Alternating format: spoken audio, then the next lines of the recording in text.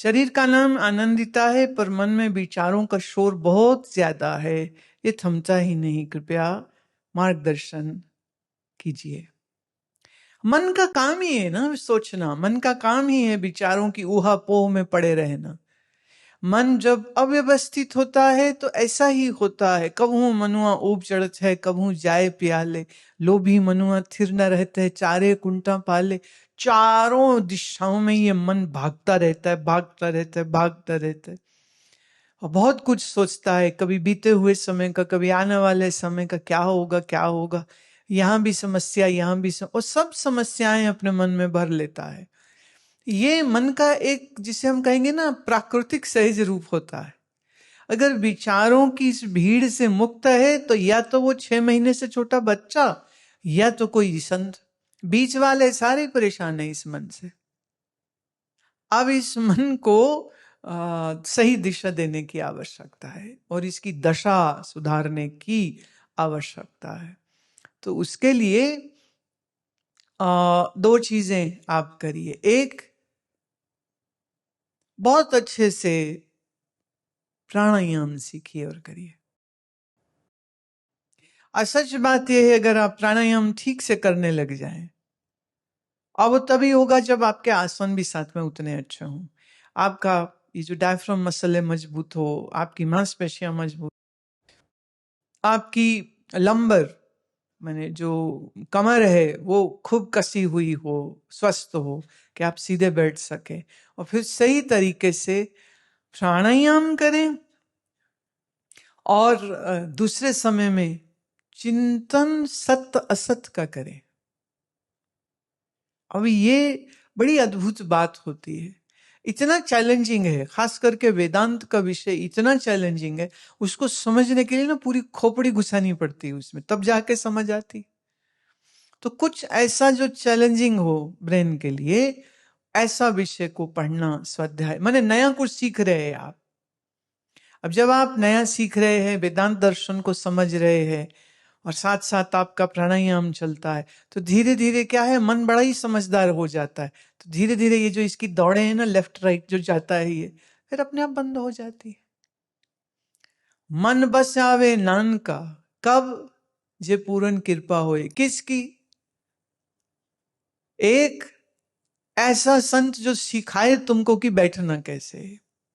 दूसरी कृपा किसकी? तुम्हारी खुद की, अपने ऊपर, कि तुम इसके ऊपर टाइम दो, समझो और उस साधना को करो भी। सुनने से थोड़ा ना कुछ हो जाएगा। सुनने के लिए जो तैयारी होनी चाहिए, लोगों में तो वो भी नहीं है। इस कारण सिर्फ सुनना काफी नहीं होता। अगर सुनने की तैयारी पूरी हो, जैसे अर्जुन की थी, जैसे जनक की थी, तो अपने गुरु को श्रवण करते करते में ही उनकी सारी अल्टीमेट जो प्राप्ति है वो उतने में ही उनको हो गई, क्यों? वो पहले से साधना कर रहे थे। मन एकाग्र था, मन वैराग्यवान था, शरीर अनुशासन में था। अभी आप महाभारत अगर पढ़ते हैं ना, तो पांडव ही नहीं, कौरव भी सुबह जल्दी उठते। पांडव ही नहीं, कौरव भी सुबह जो है वो अपना सूर्य को अर्घ देना, मंत्र जप करना, ये भी करते हैं। ऋषि मुनि ब्राह्मणों का सत्कार ये भी करते हैं।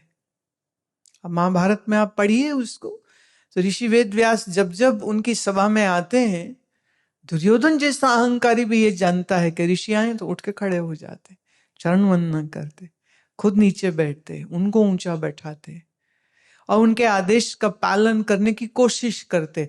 हम आपकी क्या सेवा कर सकते हैं पूछते हैं, सिर्फ पांडव नहीं, कौरव भी। तो कभी कभी तो लगता है कि आज के तथाकथित धार्मिकों से भी ज्यादा अच्छा सुंदर जीवन तो ये कौरव लोग जीते थे। लेट्स से रावण, पुतले जलाए जाते हैं आज उसके, पर क्या आप ये जानते हैं रावण से बड़ा शिव भक्त कोई नहीं। जितनी उपासना रावण ने की है, बल्कि रावण कृत इतना सुंदर स्तोत्र है, जटाटवी गलत जल, नहीं इतना प्यारा, सारी शिव की वंदना ये इन्होंने दी है। पर फिर भी हम उनको बुरा कह रहे हैं। चारों वेद कंठस्थ थे रावण को, ऋषि का पौत्र है, ऋषि वो जो गंभीर साधना में चले गए हैं, माने कैसी वंश में वो आया है, पर फिर भी उसको हम अभिमानी, फिर भी हम उसको घमंडी क्यों कहते? बहुत से गुण थे उसके अंदर, सिर्फ एक ही तकलीफ थी, वो खुद को ही भगवान समझने लग गया और अपनी वासनाओं के अधीन होकर के वो अनाचार करने लग गया, इसलिए हम उसको असुर कहते हैं।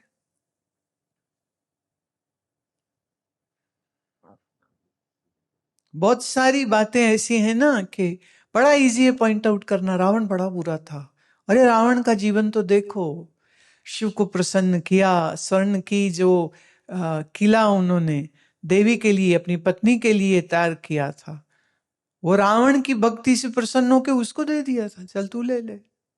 कितना प्रेम होगा उनको, कितना आशीर्वाद शिव का उसको मिला होगा। पर शिव का यह आदेश कि अपने अहंकार पर काबू करो, रावण उसको समझ नहीं पाया। तो जीवन में, मन में स्थिरता लाने के लिए बहुत आवश्यक है 3 चीजें: ईश्वर उपासना, आपकी योग साधना और ज्ञान चिंतन। अगर ये 3 चीजें आप ले आएंगे ना, तो आपका तो नाम ही इतना सुंदर है, फिर यथा नाम तथा गुण हो जाएंगी आप, नाम आनंदिता, और फिर आनंद में रहेंगी।